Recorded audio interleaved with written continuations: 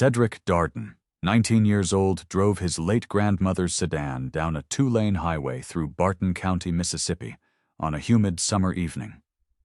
Blue and red lights flashed behind him. 2 white officers approached. Brett Lockhart leaned into the window, sniffed the air theatrically, and claimed he smelled marijuana. He ordered Cedric out. Cedric's hands trembled on the steering wheel, but beneath his shirt collar, a button camera no bigger than a pencil eraser blinked green. 600 miles away in Washington, 3 federal agents leaned toward their monitors. Everything was being watched. 2 months before that traffic stop on a Saturday afternoon in April, a young man named Jerome Gaines drove north along that same stretch of cracked Mississippi blacktop with the windows down and the radio playing low. Jerome was 24, broad across the shoulders, quiet by nature, and that day he had a reason to feel good about himself for the first time in a long time. He had just sold his used pickup truck to a mechanic in Yazoo City for $800 cash. The bill sat folded in the front pocket of his jeans. He was thinking about what he would do with the money, maybe put half toward his mother's electric bill, and save the rest when he noticed the blue and red lights blooming in his rearview mirror. Jerome pulled to the shoulder. He put the car in park. He placed both hands on top of the steering wheel exactly the way his uncle had taught him when he was 15 years old, because in Barton County, a black man kept his hands where they could be seen. Senior Patrol Officer Brett Lockhart appeared at the driver's side window. His partner, Dale Osborne, walked along the passenger side with one hand resting on his belt. Lockhart told Jerome he had a broken tail light. Jerome knew that was not true. He had replaced both taillights himself 3 weeks earlier, but he said nothing. He handed over his license and registration. Lockhart studied the documents, slowly turning the license over, as though it might reveal something hidden. Then he asked Jerome to step out of the vehicle. Jerome complied. Lockhart told Osborne to search the car. There was no consent requested. There was no warrant. Osborne opened the driver's door and began rifling through the console, the glove compartment under the seats. Lockhart patted Jerome down. His hands moved roughly through Jerome's pockets and found the fold of cash. $800. Lockhart counted it right there on the shoulder of the highway, licking his thumb between bills. He told Jerome the money was being seized under civil asset forfeiture because it was suspected drug proceeds. Jerome told him it was from a truck sale. Lockhart asked for a receipt. Jerome did not have one. The mechanic had paid in cash, and they had shaken hands. That was how things were done. Lockhart smiled. He folded the money into his own shirt pocket. Jerome's voice cracked when he spoke. He said that was every dollar he had. He said he needed it. Lockhart's expression changed. The smile disappeared. He grabbed Jerome by the collar, spun him around, and slammed him face first against the hood of the patrol car. Jerome's eyebrow split against the metal. Blood ran into his eye. Osborne stood 6 feet away, arms crossed, watching, and said nothing. Not one word.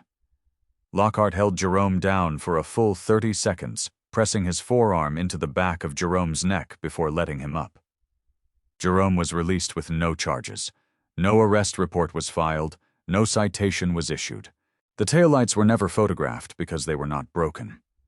Jerome drove home with blood drying on his face and an empty pocket where $800 used to be.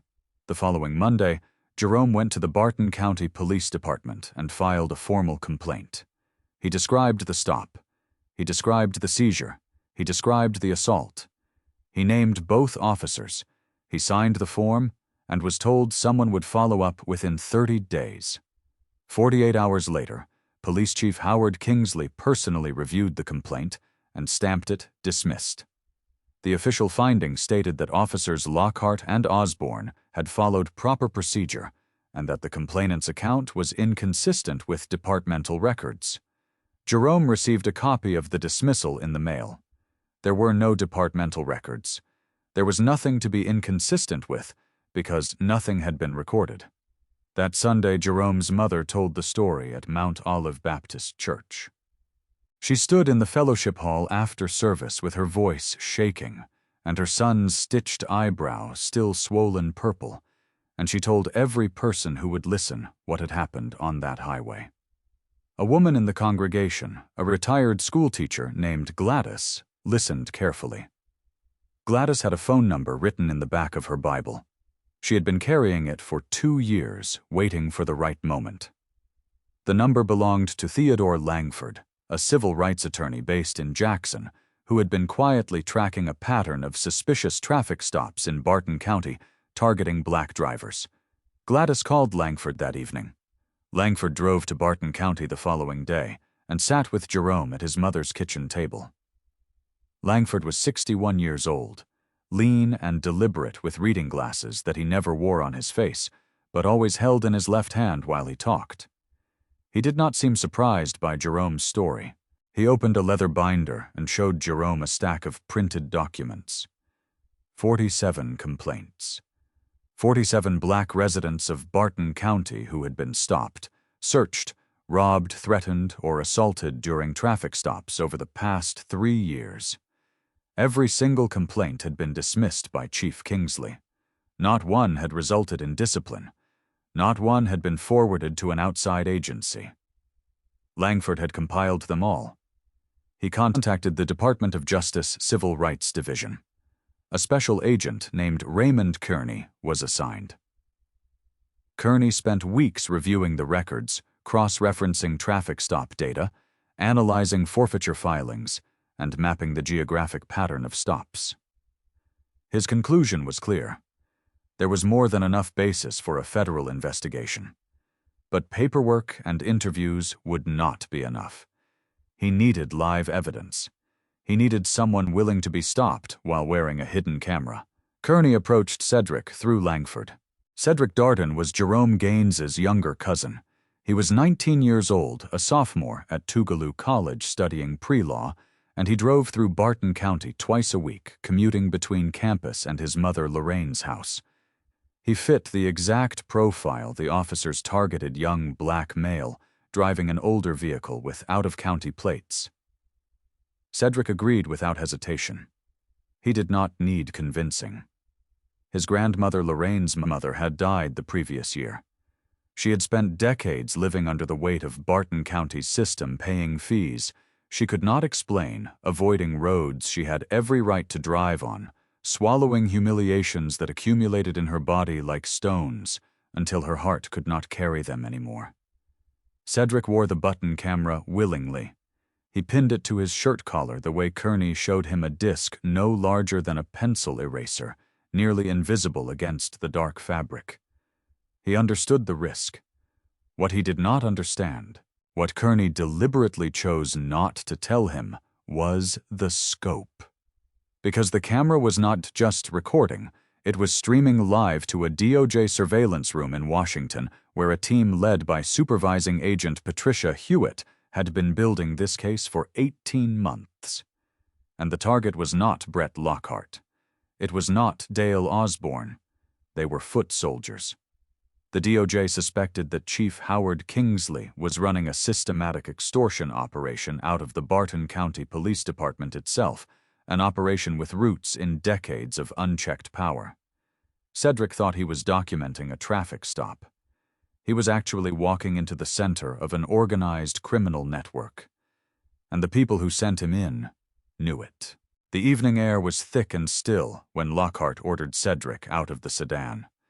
Crickets screamed from the ditch grass on both sides of the highway.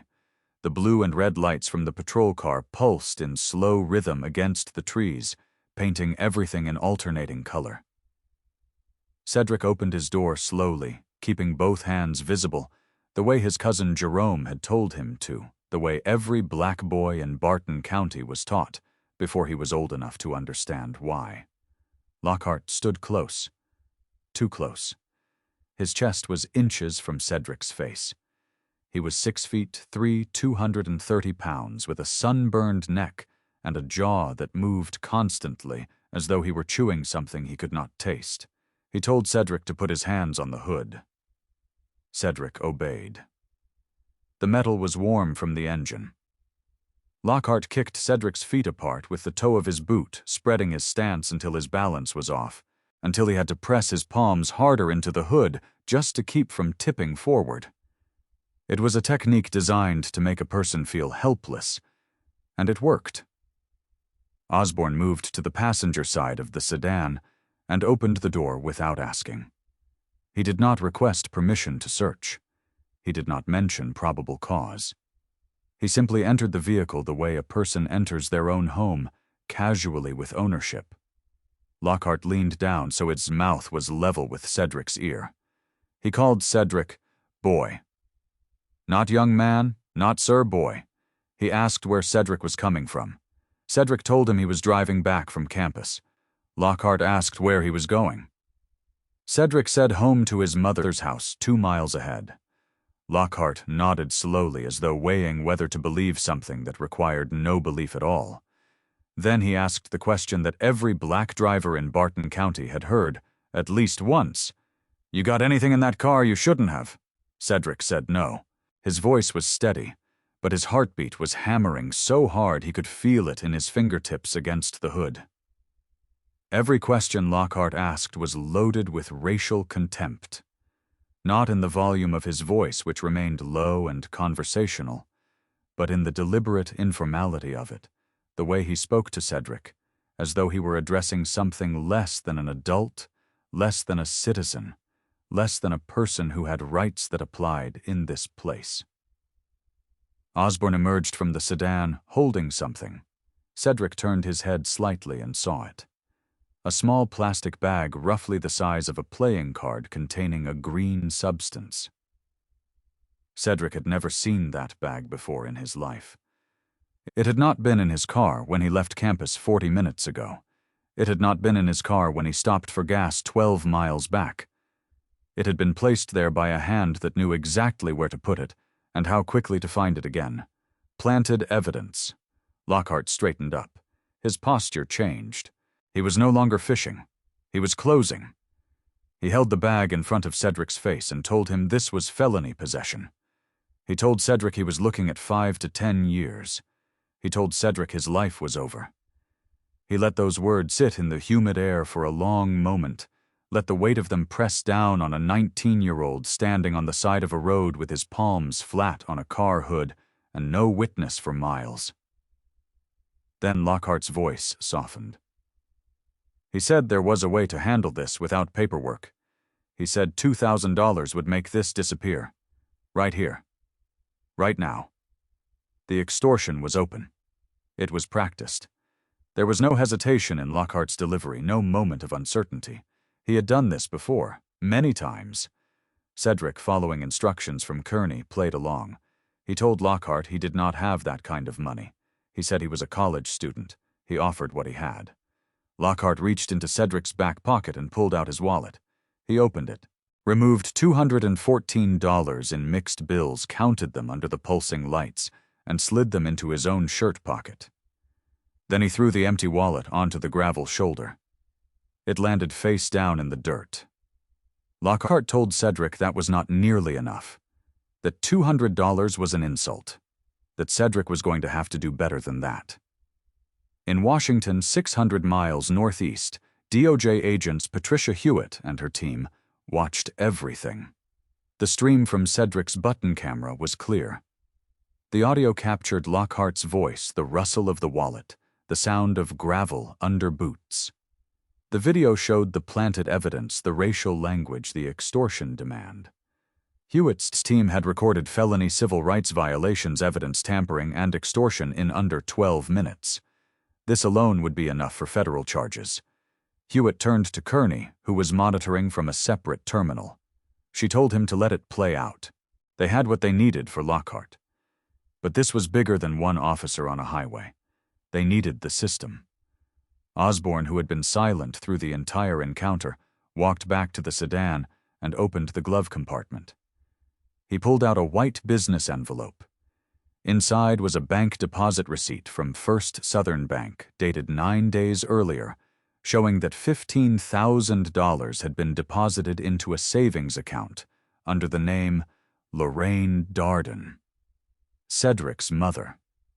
The money was from Cedric's grandmother's life insurance payout. It was the only significant sum of money the Darden family had ever possessed. Osborne handed the receipt to Lockhart. Lockhart read it under the flashlight mounted on his vest. His entire demeanor changed. His jaw stopped moving. His eyes sharpened. The receipt was a map to real money, and Lockhart could read it. $214 had been an appetizer. Lockhart turned back to Cedric. His voice was different now. Businesslike. He told Cedric to call his mother. He told Cedric that Lorraine needed to bring $5,000 to this exact spot within 1 hour. If she did not, Cedric would be booked on possession with intent to distribute. Not simple's possession. Intent to distribute. A charge that carried 15 to 30 years in Mississippi. Cedric's mouth went dry. In Washington, Hewitt's team exchanged glances. This stop had spiraled beyond its planned scope. The stakes had just multiplied 25 times over, and the operation that was supposed to document a routine shakedown had become something far more dangerous for the 19-year-old boy, standing on the side of the road with gravel dust on his empty wallet and a camera blinking green against his collarbone. In the DOJ surveillance room in Washington, Raymond Kearney pushed back from his monitor and stood up. His chair rolled into the desk behind him. He pressed both palms flat against the table and looked at Patricia Hewitt with an expression that did not require words. This was supposed to be controlled. This was supposed to be a documented stop recorded and cataloged a single piece of evidence in a carefully constructed federal case. Cedric was supposed to be stopped, questioned, and released. The button camera would capture the racial profiling, the illegal search, the language. Clean evidence, contained risk. Nobody was supposed to be extorted for $5,000. Nobody was supposed to call their mother. Nobody was supposed to be standing on a gravel shoulder with a felony threat hanging over their head like a guillotine. Kearney told Hewitt they needed to extract Cedric. Pull him out. Send a vehicle. End the stop before it went further. Hewitt sat very still. She was a woman who had spent 23 years in federal law enforcement and had learned that the moments when things went sideways were often the moments when the truth revealed itself most clearly. She told Kearney to wait. She said they had a rare opportunity. These officers were about to show how the extortion system actually functioned, not in theory, not in interviews, not in complaint forms that had been gathering dust in Langford's leather binder. In real time on camera with audio. She told Kearney that $200 was street-level corruption. $5,000 was infrastructure. And infrastructure meant Kingsley. Kearney disagreed. He said Cedric was a civilian, a teenager. He was not trained for this. Hewitt acknowledged the risk. But she did not change her decision. She ordered the team to continue monitoring and to prepare a rapid extraction plan as a contingency. Then she turned back to her screen. On the highway, Cedric pulled out his phone and dialed his mother's number. The phone rang 3 times. Lorraine Darden answered the way she always answered calls from her son, with warmth, with a rising note of happiness in her voice, as though hearing from Cedric in the evening was a small gift the day had saved for last. She asked him if he was almost home. She told him she had made his favorite. And then she heard the strain in his breathing. She heard the way his words came out in short bursts, fractured by the effort of keeping his voice steady in front of 2 men who were watching his every expression. The warmth in Lorraine's voice collapsed. She asked him what was wrong. Cedric began to explain, but Lockhart stepped forward and took the phone from his hand. Lockhart held it to his own ear. He introduced himself by his badge number, not his name. He told Lorraine that her son had been caught with a controlled substance during a routine traffic stop. He told her the amount was consistent with distribution charges. He told her Cedric was facing serious time. Then his voice shifted into the register of someone offering a solution to a problem he had invented. He told Lorraine that these things could sometimes be handled locally without involving the courts. He said $5,000 tonight in cash would resolve the matter. But if she could not deliver it, he would transport Cedric to the county jail for processing, and once the paperwork entered the system, there would be nothing anyone could do. He said the word Parchman, Mississippi State Penitentiary. He let the name hang. Lorraine's breathing broke apart on the other end of the line. The sound that came through the phone was not screaming, and it was not sobbing. It was the low, shattered moan of a woman whose worst fear was being confirmed in the flattest possible language by a stranger's voice. She said she could get $3,000. She said she would need time. She said, please. Lockhart told her $3,000 would do for now, and gave her directions to the spot on the highway where Cedric's car was parked. Then he hung up and handed the phone back to Cedric without looking at him. While Lorraine scrambled to gather cash, borrowing from a neighbor 2 doors down, and pulling crumpled 20s from the envelope she kept under the kitchen sink for emergencies, Lockhart stepped away from Cedric and made his own phone call. He dialed a number he clearly had memorized. The DOJ agents heard every word through the button camera. Lockhart's voice lowered, but did not whisper. He was speaking to someone he respected, someone he reported to. He said he had a live one. He mentioned the $15,000 deposit receipt. He described Cedric's age, his vehicle, his college enrollment. He was providing a briefing. The voice on the other end was calm, measured, unhurried. It belonged to Chief Howard Kingsley, and the instructions Kingsley gave were not the instructions of a supervisor managing an incident. They were the instructions of an operator running a system. Kingsley told Lockhart not to process Cedric at the roadside. He said to bring him to the station. Not to booking. To the back room. Those 3 words sent a ripple through the DOJ surveillance room. Hewitt leaned forward. Kearney closed his eyes. The reference confirmed what their investigation had suspected for 18 months, but had never been able to prove. The Barton County Police Station had a dedicated space off the books, off the cameras, off the record, where black residents were taken and squeezed. This was not 2 rogue officers supplementing their income with shakedowns on a rural highway. This was institutional. It had infrastructure. It had a room. Kearney stood again and faced Hewitt. He told her that Cedric could not be taken to that station. Hewitt told him that Cedric had to be taken to that station. Because the room was the case. The room was the evidence that would prove this was not isolated misconduct, but organized systematic corruption operating under the protection of a police chief. Without the room, they had 2 dirty cops. With the room, they had a federal RICO case. Kearney's jaw tightened. He looked at the monitor. Cedric's face filled the screen reflected in the patrol car's side mirror.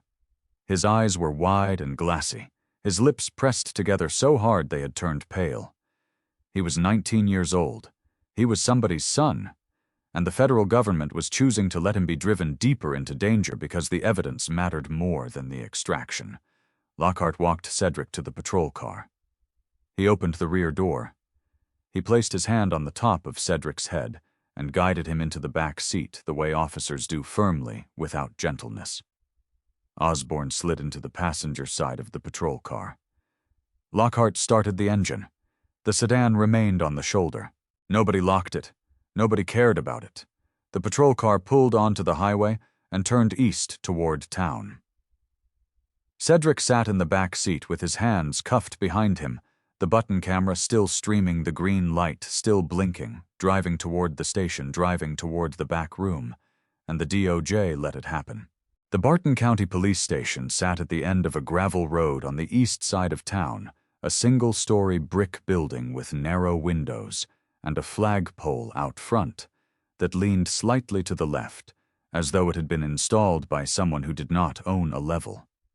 There was a main entrance facing the parking lot, and a side door that opened onto a patch of cracked concrete near the dumpsters. Lockhart did not use the main entrance. He drove the patrol car around the building to the side door, parked with the headlights facing the tree line, and cut the engine. The transition from highway to station was less than 4 miles, but it felt like crossing into a different country. The road noise disappeared. The crickets were louder here, surrounded by brush and shadow. Lockhart opened the rear door and pulled Cedric out by the elbow. Osborne walked ahead and unlocked the side door with a key that was separate from the standard building key every officer carried. A different key for a different door. Cedric was walked down a hallway he had never seen. It did not look like the interior of a police station. There was no front desk, no bulletin board with safety posters, no vending machine humming in the corner. This hallway was bare. Overhead pipes ran along the ceiling. The floor was unpainted concrete. They passed a storage room stacked with cardboard boxes. They passed a mechanical room where a boiler clanked softly behind a metal door. Then they reached a room at the very end of the corridor. Osborne opened it with the same separate key. Inside was a windowless space, roughly 12 feet by 10 feet. A single table, 3 chairs, and a fluorescent light mounted to the ceiling that hummed and flickered in an irregular rhythm. There were no security cameras in the corners, no recording equipment on the walls, no phone on the table, no computer.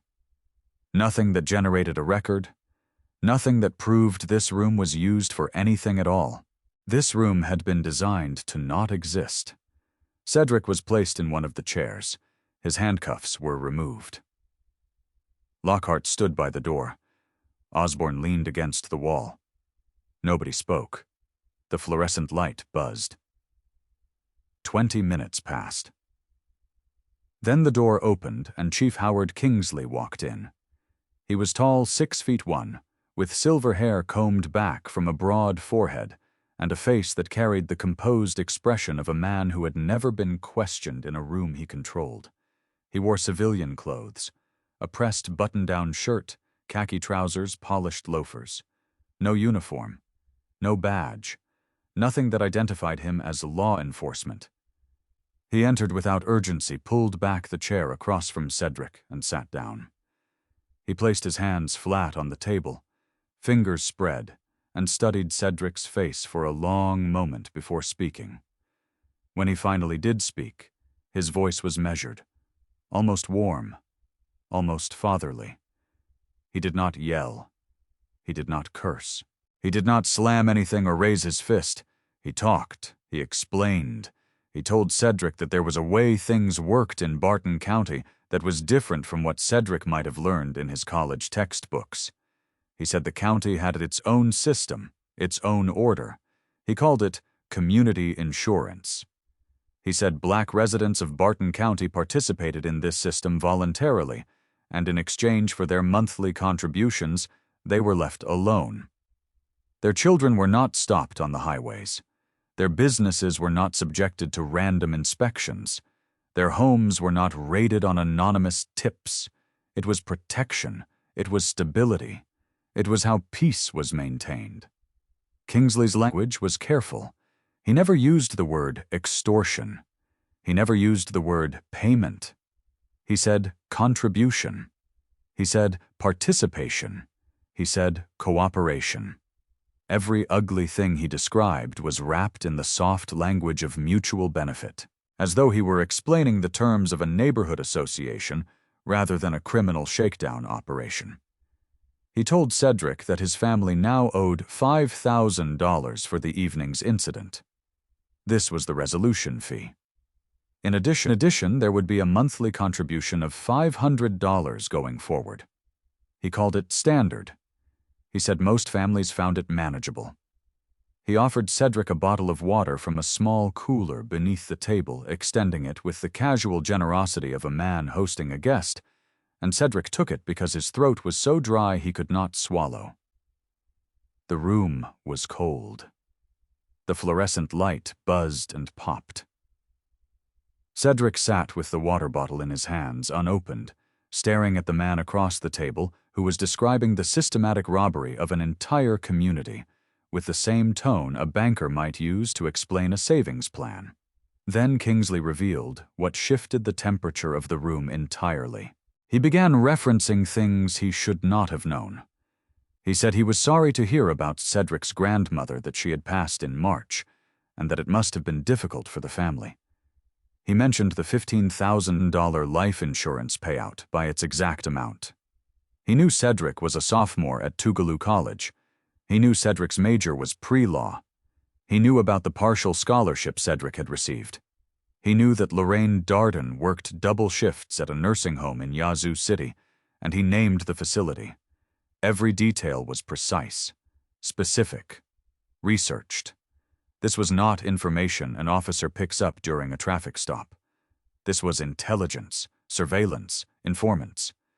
Kingsley leaned forward slightly. His voice dropped half a register. He told Cedric that it would be a shame if a felony drug charge appeared on his academic record.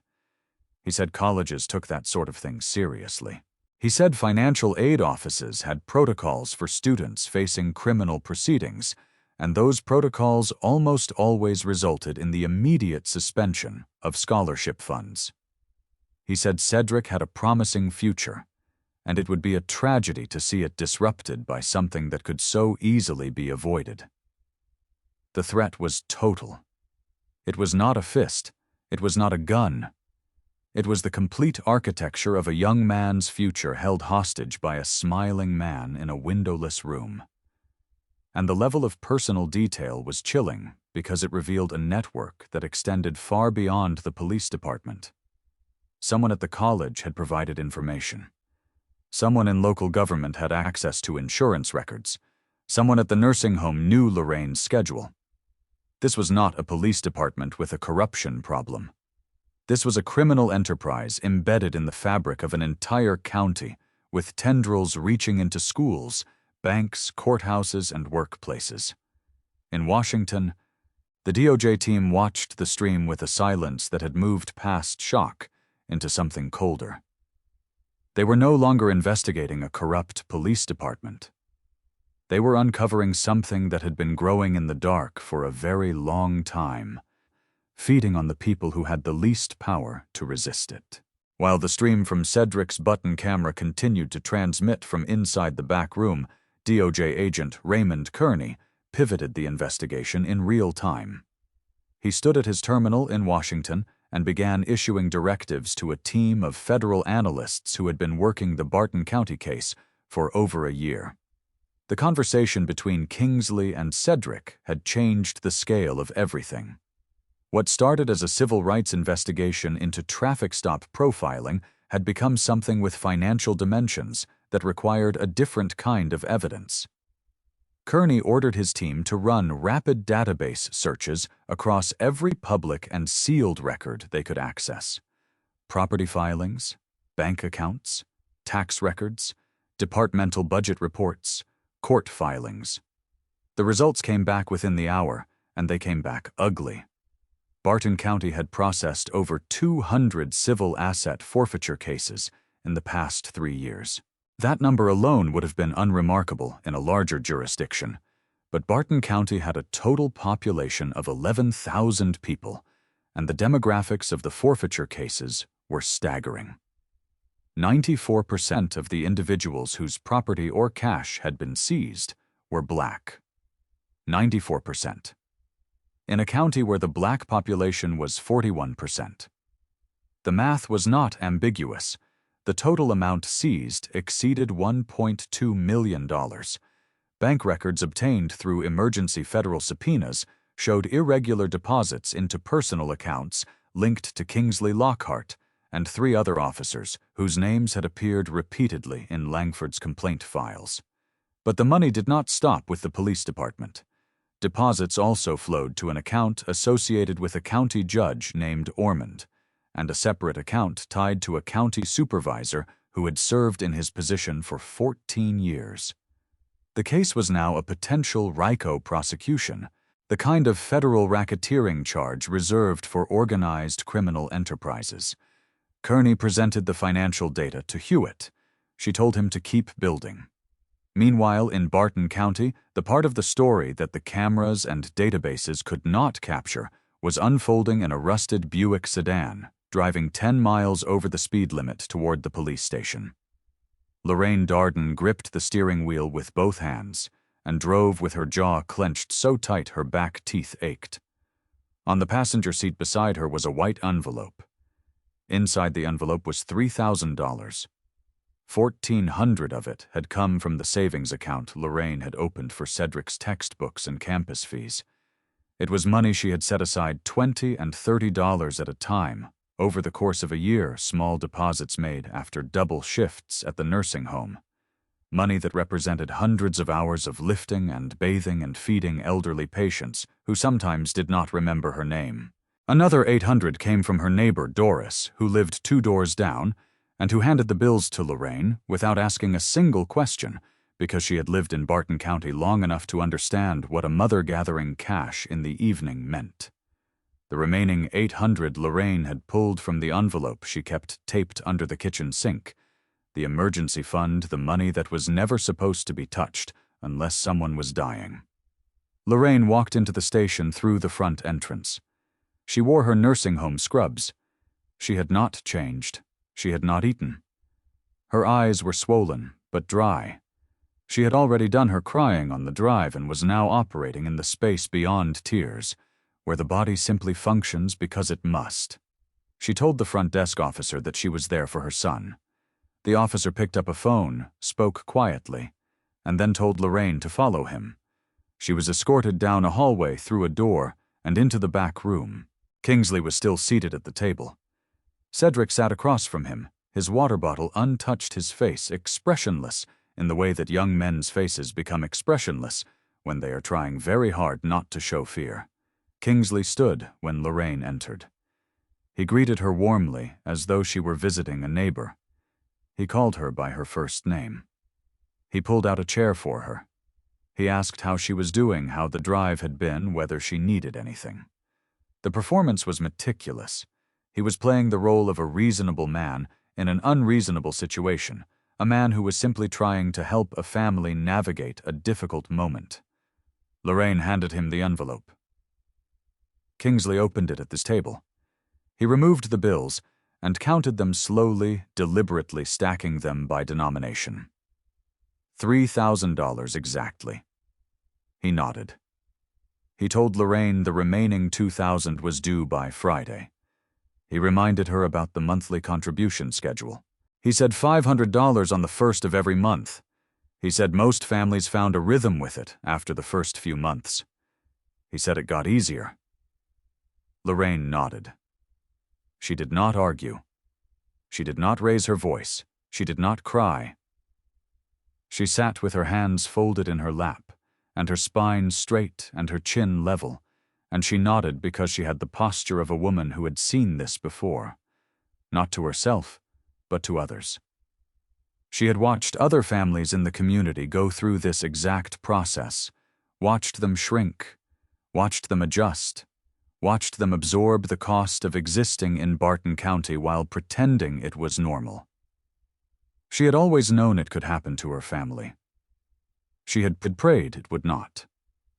Now it had, and resistance was not an option she could see from where she was sitting. Kingsley shook Lorraine's hand. He shook Cedric's hand. He told them both to drive safely. Lockhart escorted them out through the side hallway toward the exit. The hallway was narrow and dim. As they walked, a door opened from the opposite direction, and 2 officers brought another person through. A black man in his mid-50s. His face was swollen along the left cheekbone. His lower lip was split and bleeding. His shirt was torn at the collar, exposing a patch of bare skin above his shoulder. He walked with the shuffling gait of someone who had been struck recently and was bracing for the possibility of being struck again. Cedric recognized him immediately. Franklin Hendry, 55 years old. Cedric's former high school history teacher. The man who had written his college recommendation letter. The man who had stood at the front of a classroom and taught Cedric about the Montgomery bus boycott, about the March on Washington, about the courage it took to stand against injustice when the entire weight of a system was designed to keep you down. Hendry was being brought into the back room. He was the next one. Their eyes met in the hallway. It lasted less than 2 seconds. But in that fragment of time, Cedric saw something in Hendry's eyes that he had never seen before. Defeat, complete and total. The light that had animated those eyes in a classroom, the fire that had burned behind every lecture about Frederick Douglass and Fannie Lou Hamer, and every lesson about the price of freedom, was gone. Hendry looked at Cedric and mouthed 2 words without making a sound. "Don't fight." 2 words from the man who had taught Cedric everything he believed about fighting. Cedric walked out of that station into the night air and stood in the gravel parking lot and understood for the first time the true scale of what was happening. This was not a handful of incidents. This was not a few bad officers. The entire black community of Barton County had been living under occupation. Decades of fear, decades of silence, decades of stolen money. And until this moment, nobody outside the county had known or cared. But the camera on his collar had seen it all. It had seen the room. It had seen the cash counted on the table. It had seen the face of a beaten schoolteacher being dragged through a hallway toward a room that was not supposed to exist. And 600 miles away, every second of it had been watched, recorded, and preserved. Cedric sat on the edge of the bathtub in his mother's house, with the door locked and the exhaust fan running. His hands would not stop shaking. He held them out in front of him and watched his fingers tremble and could not make them stop no matter how hard he pressed his palms together. The button camera was off now. He had deactivated it in the car on the drive home following Kearney's instructions and placed it inside a small tin box that Kearney had provided to block any signal. But even with the camera dark and the tin sealed, Cedric could still feel it against his chest, like a second heartbeat. He pulled out the burner phone Kearney had given him and dialed Theodore Langford's personal number. Langford answered on the second ring. His voice was steady, careful, the voice of a man who had trained himself over 40 years of legal work to remain calm when others could not. Cedric spoke fast. He described the back room. He described the fluorescent light and the bare concrete floor and the 3 chairs and the table where Kingsley sat and counted his mother's money. He described Kingsley's speech about community insurance. He described the monthly payment demand. He described every word Kingsley had used and the tone in which he had used them, the measured courtesy, the soft-spoken threats, the way Kingsley offered water, while explaining how he intended to financially bleed a family for the foreseeable future. And then Cedric described Franklin Hendry. His voice broke on Hendry's name. He told Langford about the swollen face and the split lip and the torn shirt. He told him about the 2 words Hendry had mouthed in the hallway. "Don't fight." The teacher who had spent his life teaching students to fight was telling them to surrender. Langford listened without interrupting. When Cedric finished, Langford exhaled slowly and said something Cedric did not expect. He said this was worse than anything his 47 complaints had suggested. He said the complaints were the surface. The back room was the foundation.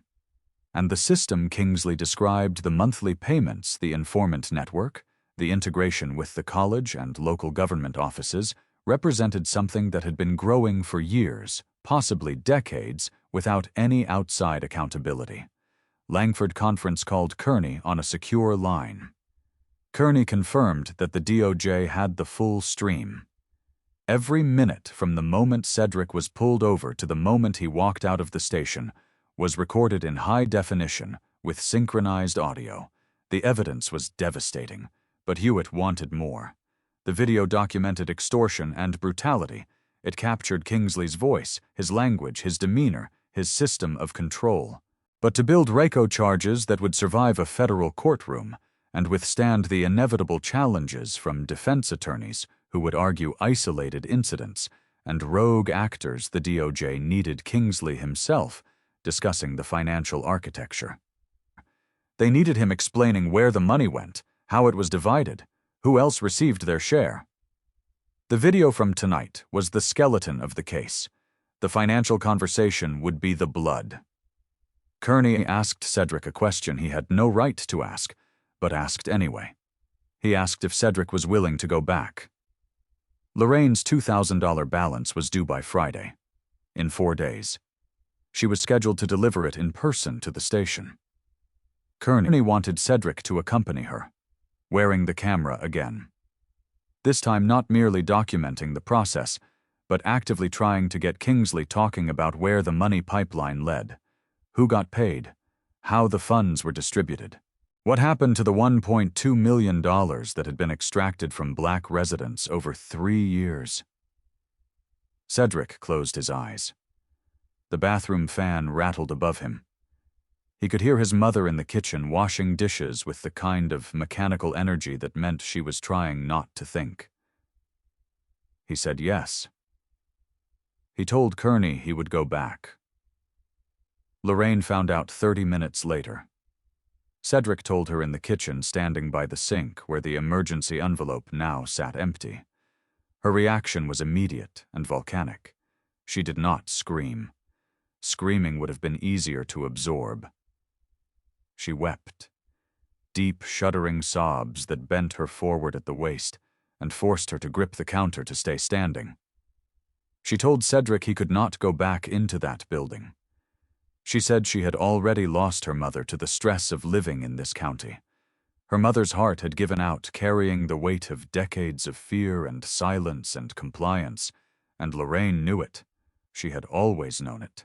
Even when the doctors called it hypertension and high cholesterol and the accumulated effects of aging, Lorraine knew what had really killed her mother. Barton County had killed her. Slowly, year by year, payment by payment. And now Lorraine was watching the same county reach for her son, and she could not bear it. She told Cedric she would deliver the money herself, alone. He did not need to be there. He did not need to risk himself again. Cedric looked at his mother. He loved her with a ferocity that sat in his chest like a physical thing, heavy and hot and permanent. But he told her something that came from the part of himself that Franklin Hendry had built in a high school classroom, the part that had survived the back room. He told her that if he did not do this, Franklin Hendry's grandchildren would grow up paying the same tax. He told her that the back room would still be there next year, and the year after that, and the year after that, and some other 19-year-old would be sitting in that chair being offered water by a man who was stealing his future.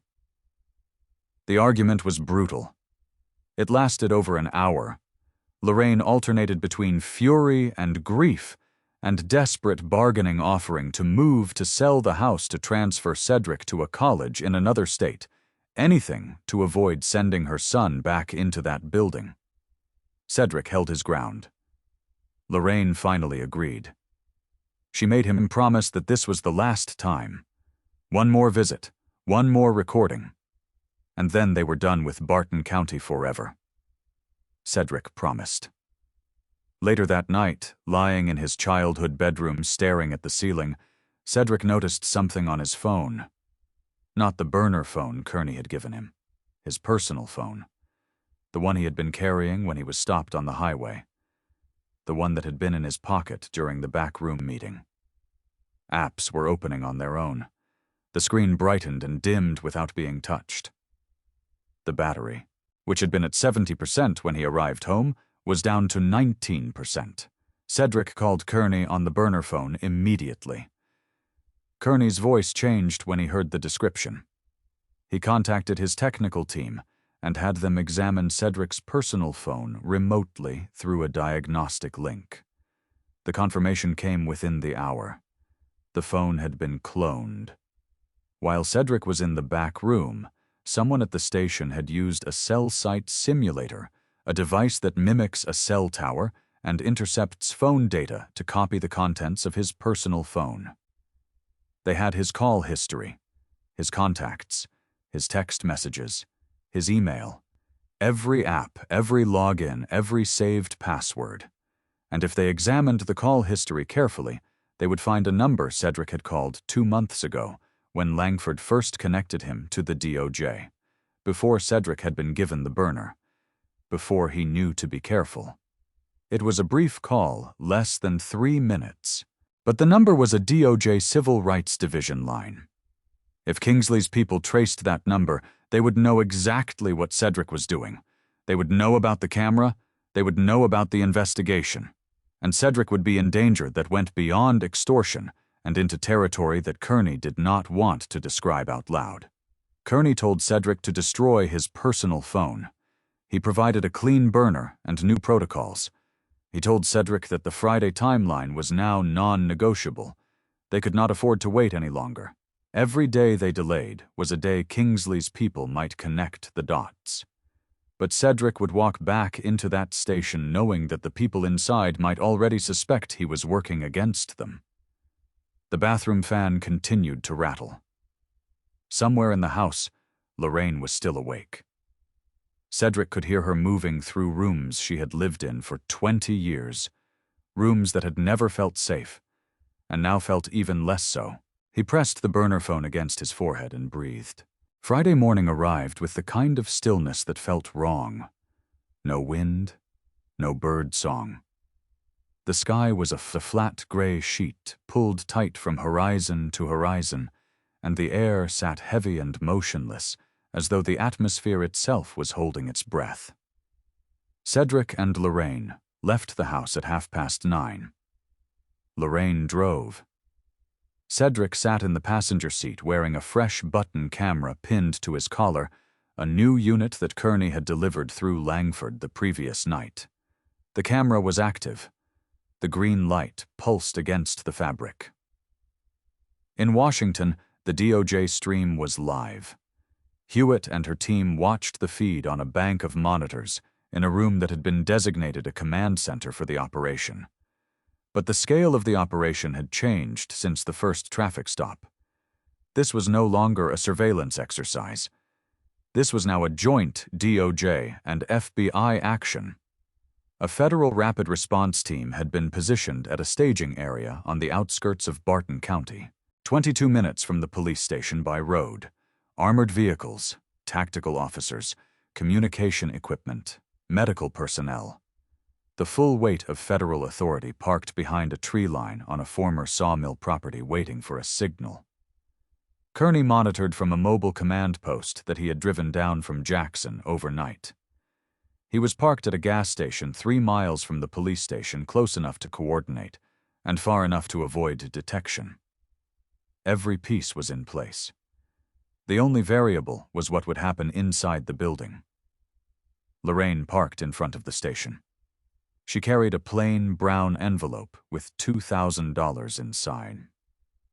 She had borrowed the money from the church emergency fund, a decision that required her to tell the pastor what was happening, which meant one more person knew, which meant one more crack in the secrecy that Kingsley relied upon. They entered through the front door. The lobby was small and brightly lit with plastic chairs along one wall and a front desk behind a pane of glass. The officer behind the desk looked up when they walked in. He was young, mid-20s, with a thin mustache and a name tag Cedric did not recognize. His eyes moved from Lorraine to Cedric and stayed on Cedric for 2 seconds too long. Not a glance. A study. Then he picked up a phone, spoke quietly into the receiver, and told them to wait. Cedric's skin prickled. Something was different. The last time he was here, the front desk officer had been indifferent. Processing. Today, there was attention. The hallway leading toward the back of the building was quieter than it should have been for a Friday morning in a functioning police station. No officers passing through. No phones ringing. No radio chatter. The building felt staged, held. Lorraine sat in one of the plastic chairs. Cedric stood near the water fountain and tried to breathe normally. After 10 minutes, Lockhart appeared from the back hallway and led them through the same corridor as before, past the storage room, past the boiler, into the room at the end. Kingsley was already seated at the table, but the warmth from the previous visit was gone. Entirely. His hands were not spread open on the table in that expansive gesture of false hospitality. They were clasped together in front of him, thumbs pressing against each other, and his eyes did not smile when Lorraine and Cedric entered. He was cold. Still, assessing. He watched them sit down. He did not offer water. He did not greet Lorraine by name. He looked at Cedric the way a mechanic looks at an engine that is making a sound it should not be making. Lorraine placed the brown envelope on the table. Kingsley did not touch it. He did not count the money. He let the envelope sit there untouched, which was itself a message because money was always the first thing he reached for. Instead, he reached below the table and produced a single sheet of paper. He slid it across the surface toward Cedric. Cedric looked down. It was a printed call log. Dates, times, phone numbers, duration. It was from his personal phone. The cloned data. One number was highlighted with a circle drawn around it in blue ink. Cedric recognized it instantly. It was the DOJ Civil Rights Division contact line. The one he had called for 3 minutes in April before switching to the burner. Kingsley asked who the number belonged to. His voice was not loud. It was not aggressive. It was dangerously calm the way a blade is calm before it moves. Cedric told him it was a friend from college, a classmate, someone he had called about a study group. Kingsley's expression did not change. He asked again. Same words, same tone. Cedric repeated the lie. Kingsley stared at him. The silence lasted 6 full seconds. In a room with no windows and no clocks, 6 seconds was a geological age. Then Kingsley nodded once to Lockhart. Lockhart moved from the doorway toward Cedric. His approach was slow, deliberate, professional. He told Cedric to stand. Cedric stood. Lockhart began a thorough pat-down. Not the quick highway frisk from the first stop. This was methodical. His hands moved across Cedric's torso, checking every fold of fabric, pressing along the seams of his shirt, moving down his sides across his waistband through his pockets. Then his hands traveled upward, along Cedric's chest, over his shoulders, up to his collar. Lockhart's right hand paused. His fingertips touched something. A small raised disc against the fabric of Cedric's shirt collar. Smaller than a dime. Hard, not a button. His fingers lingered. Cedric stopped breathing. In Washington, the monitors showed the feed from the camera shaking slightly as Lockhart's hand disturbed the fabric. Lockhart pinched the disc between his thumb and forefinger. He pulled Cedric's collar open with his other hand and looked down. The camera stared up at him. For 3 full seconds, the DOJ surveillance screen in Washington was filled with an extreme close-up of Brett Lockhart's face, his eyes wide, his nostrils flaring, his mouth opening but producing no sound. 3 seconds of a corrupt officer staring directly into the eye of federal justice 600 miles away, and not knowing it was already too late. Then Lockhart ripped the camera from Cedric's shirt. The fabric tore. The screen in Washington went black. Audio cut to static, then silence. Hewitt stood from her chair. The room erupted around her. Kearney's voice came through the command channel, urgent, sharp, demanding status. There was no status. The connection was severed. Cedric Darden was now exposed, identified, trapped inside a room that did not officially exist, surrounded by men who had just discovered that their crimes had been broadcast to the federal government of the United States. And nobody outside the station could see what was happening to him. The moment Lockhart tore the camera from Cedric's collar, the back room transformed. The controlled atmosphere that Kingsley had maintained through 2 meetings dissolved in an instant. Kingsley rose from his chair with a speed that contradicted everything about his careful, measured public persona. He swept his arm across the table and sent the brown envelope the call log printout and Lorraine's $2,000 scattering across the concrete floor. Bills fanned out beneath the flickering fluorescent light. Kingsley grabbed Cedric by the front of his shirt, twisted the fabric, and slammed him backward against the cinder block wall. The back of Cedric's head struck the wall with a sound like a hand clapping concrete. Bright white static flooded his vision. He tasted copper. Blood pooled along the inside of his lower lip, where his teeth had cut the soft tissue on impact. Lockhart pinned Cedric's arms behind his back and held them there with both hands, while Kingsley leaned in so close that Cedric could smell the coffee on his breath and see the web of red capillaries in the whites of his eyes. Kingsley's voice had dropped to something that was not quite a whisper and not quite a growl. It occupied a register that Cedric had never heard from a human being, a register that contained zero performance and zero pretense. He told Cedric that he had made people disappear before.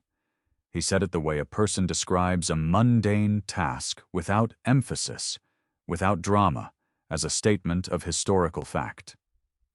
He told Cedric that the swamp behind the county motor pool had kept secrets for 30 years. He said the catfish were always hungry. He said nobody ever comes looking in Barton County. Lorraine screamed. She had been sitting frozen in her chair from the moment Lockhart found the camera, her body locked in the paralysis of a nightmare that she could not wake from. But when Kingsley slammed her son against the wall, something broke through. She lunged forward. Osborne intercepted her. He wrapped his arms around her midsection and forced her back into the chair with enough pressure that the chair legs scraped across the concrete and left pale scratches on the floor. He held her there. Lorraine's screams turned into words. She said her son's name. She said it over and over and over as though repeating it could anchor him to the world, could prevent whatever was about to happen from happening through the sheer force of a mother saying the name she had chosen for her child 19 years ago. Kingsley released Cedric's shirt and stepped back. He pulled his phone from his pocket and began making calls. The first was to Judge Ormond. His voice was clipped, rapid, stripped of the courtly diction he used in public. He said, "We have a problem. Federal. Handle your end." The second call was to the county supervisor. Same message, same tone. The network was activating.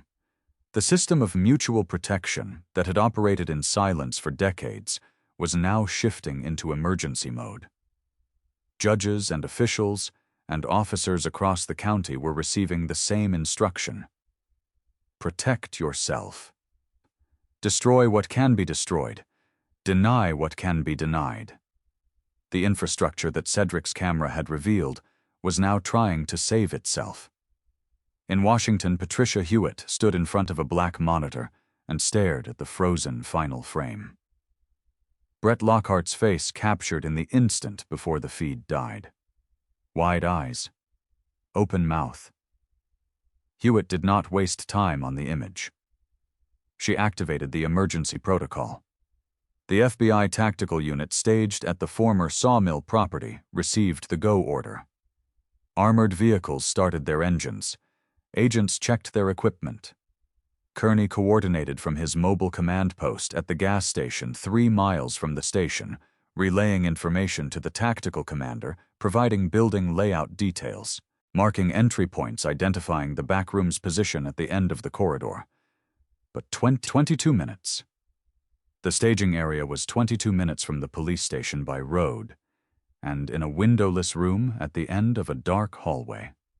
22 minutes was a lifetime. Inside the station, the front lobby remained quiet. The young desk officer sat behind his glass partition and acted as though nothing was happening. This was part of his role. The front of the station was theater. The back was reality, and the wall between them was maintained by silence and complicity. Lorraine sat in the back room with Osborne's hand on her shoulder. Cedric leaned against the wall where he had been thrown, touching the back of his head and looking at the blood on his fingers. Kingsley paced. Lockhart held the destroyed camera in his hand and turned it over, examining it, trying to determine how much it had transmitted, and for how long. He could not know.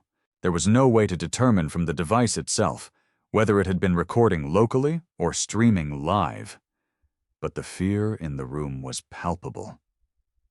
These men had operated in secrecy for years, and the possibility that their secrecy had been breached by a teenager with a button on his collar was unraveling them from the inside. Then something happened that none of them had planned for. Not Kingsley, not Lockhart, not Kearney, not Hewitt. Something that no operation manual or tactical protocol or surveillance plan could have anticipated.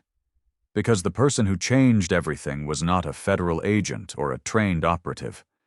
She was a 44-year-old home care aide in nursing scrubs who had been told to sit down and be quiet. But at a certain point, being told to sit down is no longer a command a person can obey. In the chaotic minutes after the camera was found, in the confusion of Kingsley's phone calls and Lockhart's examination of the device, and Osborne's attention being pulled toward the hallway door, Lorraine was briefly unwatched. She reached into the pocket of her scrubs and pulled out her personal phone. A phone nobody had searched because nobody searches the mother. She did not call 911 because she had already tried that. During the first visit, when she had heard muffled shouting from the back hallway, while sitting in the lobby, she had called 911 and been told by a Barton County dispatcher that officers were handling a situation and everything was fine. The system protected itself at every level.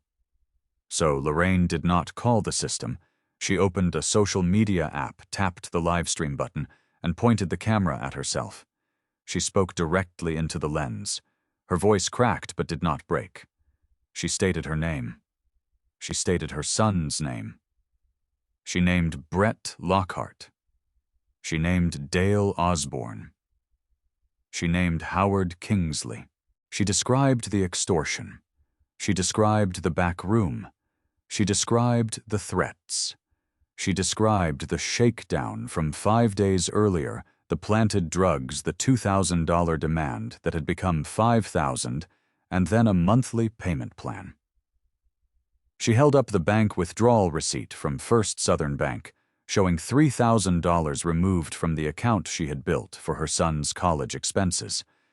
She said she was inside the Barton County Police Station and that her son had been thrown against a wall and was bleeding. She said nobody was coming to help because the people who were supposed to help were the people doing this. The live stream went live at 11:14 in the morning. Within 3 minutes, 400 people were watching. Within 5 minutes, 1,800. Within 7 minutes, 4,000. A local television reporter in Jackson who monitored social media feeds for breaking stories picked up the stream and shared it. Then a reporter at a regional affiliate saw it. Then a national news desk in Atlanta flagged it. By the time 11 minutes had passed, Lorraine Darden's face was on screens across the country. Her voice raw and unpolished and full of the kind of truth that cannot be manufactured or scripted was playing on phones and tablets and laptops in living rooms and offices and newsrooms from Mississippi to New York. The Barton County Police Station was now under siege from 2 directions simultaneously. From the east, armored FBI vehicles carrying federal agents with warrants and weapons racing toward the building at speed. And from every direction at once, the uncontrollable, unstoppable flood of a mother's testimony, reaching millions of people in real time through a 4-inch screen held in a shaking hand. Kingsley had built the back room for silence. He had built it without cameras, without records, without windows. He had spent decades ensuring that what happened in that room stayed in that room. But he had no protocol for this. He had no defense against a woman in nursing scrubs with a cell phone and nothing left to lose. Lorraine had turned the front room into a megaphone, and the whole country was listening. The first FBI vehicle arrived at the Barton County Police Station at 11:31 in the morning, 17 minutes after Lorraine began her live stream. A black armored truck turned off the county road and rolled across the gravel parking lot with the weight and inevitability of something that could not be stopped or negotiated with. 3 more vehicles followed within 90 seconds. Federal agents in tactical gear exited and moved toward every entrance simultaneously. The front door, the side door, the fire exit at the rear. The young officer at the front desk stood up when the first agents entered the lobby and raised both hands without being told to, because the look on the lead agent's face made it very clear that this was not a moment for questions or resistance. Kearney entered through the side door with his badge held high and his voice even higher, calling out federal identification and instructing every person in the building to stand still and show their hands. The backroom door was breached without a key. 2 agents pushed it open and found Lockhart standing against the far wall with the destroyed camera still in his hand. Osborne was near the door. Kingsley stood in the center of the room with his phone pressed against his ear mid-sentence in what would be his final call as a free man. All 3 were ordered to the floor. All 3 complied. Handcuffs closed around wrists that had spent years closing handcuffs around others. Cedric was found leaning against the cinder block wall with a bruise forming along the left side of his jaw and a swelling knot on the back of his head. He was standing. He was conscious. He was breathing. A federal medic examined him on the spot and confirmed no fractures, no concussion, no injuries requiring immediate hospitalization. Lorraine was still in her chair. Her phone was still in her hand. The live stream was still running. When the agents entered the room, the camera on her phone captured it all. Armed federal officers flooding a windowless room. 3 men in handcuffs being walked out. Her son alive, touching the back of his head, looking at her with eyes that held something she had not seen in them since this began. Relief. The livestream audience by that point had exceeded 40,000 viewers. The footage from Cedric's button camera combined with Lorraine's raw and unscripted social media broadcast created a national firestorm that moved faster than any press release or official statement could manage. Within 24 hours, the story was leading every major news broadcast in the country. Within 72 hours, the full scope of the DOJ investigation was unsealed by a federal judge in Jackson, who determined that public interest in the case outweighed the standard timeline for disclosure. The numbers were staggering when they entered the public record. 14 officers of the Barton County Police Department were indicted on federal civil rights violations and racketeering charges under the RICO statute. Brett Lockhart was charged with extortion evidence tampering assault under color of law and conspiracy. Dale Osborne was charged as an accessory and co-conspirator. Howard Kingsley faced the heaviest charges: racketeering, extortion, conspiracy, obstruction of justice, civil rights violations, and multiple counts of theft under color of law. Judge Ormond was removed from the bench by the State Judicial Commission and indicted on charges of conspiracy and bribery. The county supervisor resigned within 48 hours of the arrests and was subsequently charged with misuse of public funds and conspiracy. The Barton County Police Department was dissolved by federal court order. Not reformed, not restructured. Dissolved. A state-monitored interim law enforcement force was installed under a federal consent decree that would govern policing in the county for the next 10 years, requiring independent oversight body cameras on every officer's civilian review of all use-of-force incidents, and mandatory racial bias training. The $1.2 million seized through fraudulent civil asset forfeiture proceedings was ordered returned to the families from whom it had been taken. A restitution fund was established. Langford's office processed the claims. Dozens of families across the county came forward with their own stories once the arrests were made, and the back room was no longer something people whispered about but denied. They came forward with receipts and bruises and memories they had carried for years. Fathers who had been stopped and stripped of their cash on the way home from work. Mothers who had been told their children would go to prison unless they paid. Grandparents who had watched their savings disappear into envelopes handed across a table in a room at the end of a dark hallway. Franklin Hendry testified before a federal grand jury. He sat in a witness chair in a federal courtroom in Jackson and spoke for 3 hours. He described the beatings. He described the payments. He described the night he was brought to the back room and told that his pension would be garnished through fabricated tax liens if he did not cooperate. He described 20 years of silence. And when the prosecutor asked him why he had never reported it, Hendry looked at the jury and said, "Report it to whom?" His voice did not shake. Cedric's face appeared on every news broadcast for weeks. He did not give interviews at first. Langford handled the media, issuing statements, managing requests, protecting Cedric's privacy as much as possible, while the legal process moved forward. When Cedric finally did speak publicly, it was at a community gathering at Mount Olive Baptist Church, the same church where Jerome's mother had first told her story. Cedric stood at the front of the fellowship hall, in a suit his mother had bought him that morning, and said that the camera did not make him brave. He said the camera was a piece of technology. Bravery was his cousin Jerome, filing a complaint he knew would be ignored. Bravery was Gladys carrying a phone number in her Bible for 2 years. Bravery was his mother walking into that station with an envelope full of money that represented everything she had. Lorraine's live stream video was viewed over 20 million times in the weeks following the arrests. She became an accidental symbol of defiance, a mother who had done the only thing left to do when every official channel had failed. She did not seek the attention. She did not hire a publicist. She did not write a book.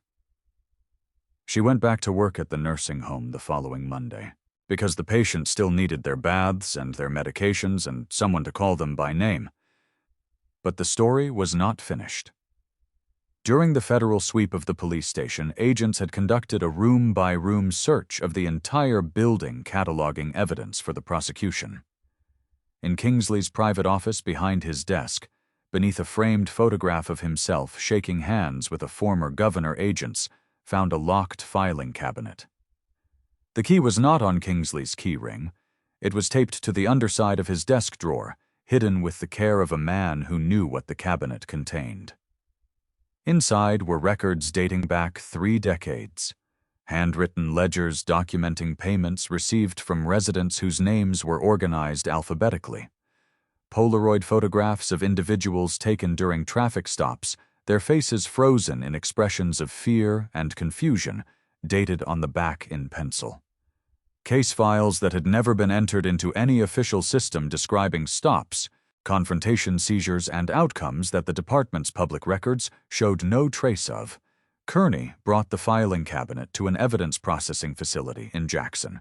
It took his team 4 days to catalog the contents. On the 3rd day, a junior analyst pulled a file from near the back of the bottom drawer. It was thin, a single folder.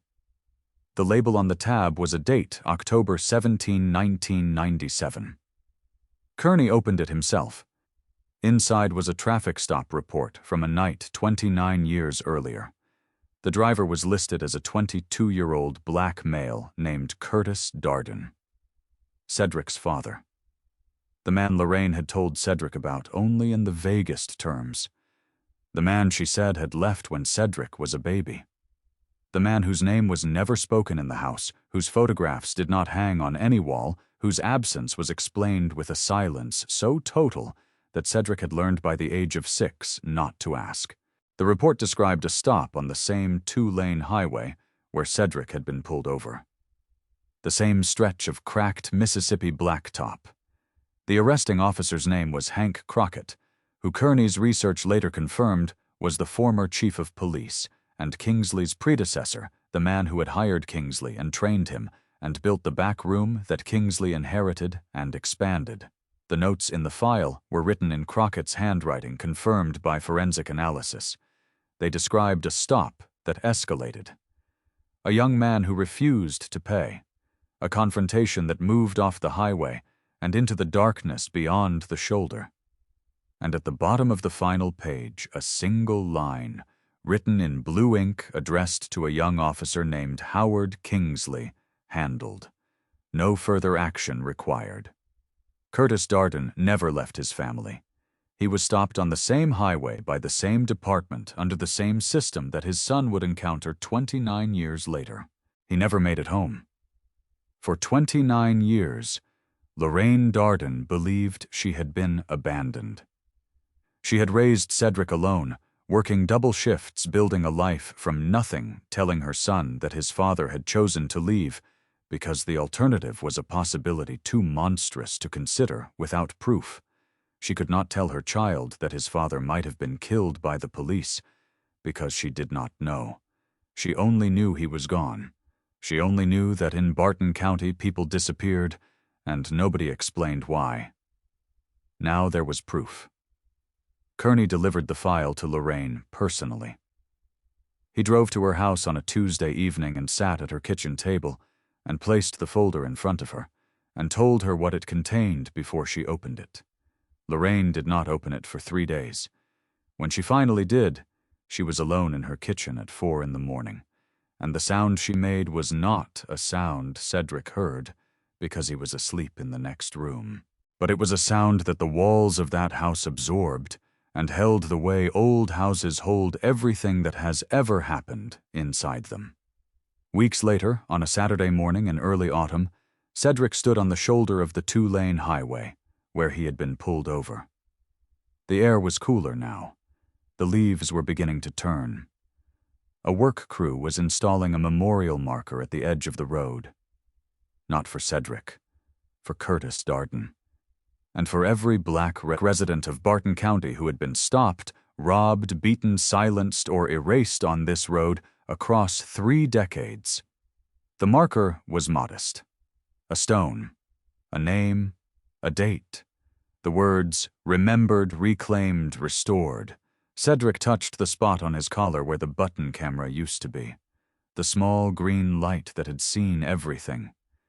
He felt the absence of it against his skin like a scar that was still healing. The road stretched ahead, 2 lanes of cracked blacktop running through the pine flats of rural Mississippi. The same road his father had driven 29 years ago. The same road his grandmother had avoided, the same road Jerome had bled on. But it was different now. The patrol car that used to sit behind the billboard at mile marker 9 was gone. The officers who used to wait there for older sedans with black drivers were in federal custody.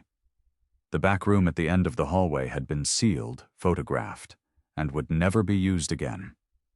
The road was open, and for the first time in 30 years, it was safe. This story is over, but the conversation it represents is not. Every day in counties and cities across this country, systems like the one in Barton County operate in silence because the people they hurt do not have a camera, do not have a Langford, do not have a Kearney. The question that matters is not whether these systems exist. They do. The question is, what happens when ordinary people decide they will no longer be silent? So here is what this story asks of you. Think about the place where you live. Think about the systems you see and the ones you do not see. Think about who is protected and who is paying. And then leave a comment below. Tell us what justice looks like in your community. Tell us what still needs to change. If this story moved, you hit the like button so more people can find it. Subscribe to this channel so you never miss a story that matters. And share this video with someone who needs to hear it, because stories like Cedric's only reach the people who need them when someone passes them along. Thank you for staying until the end. Thank you for listening. Thank you for caring about the things that happen on roads most people never drive. May you carry this story with you, and may it remind you that the smallest light, even one, no bigger than a pencil eraser, can expose the deepest darkness.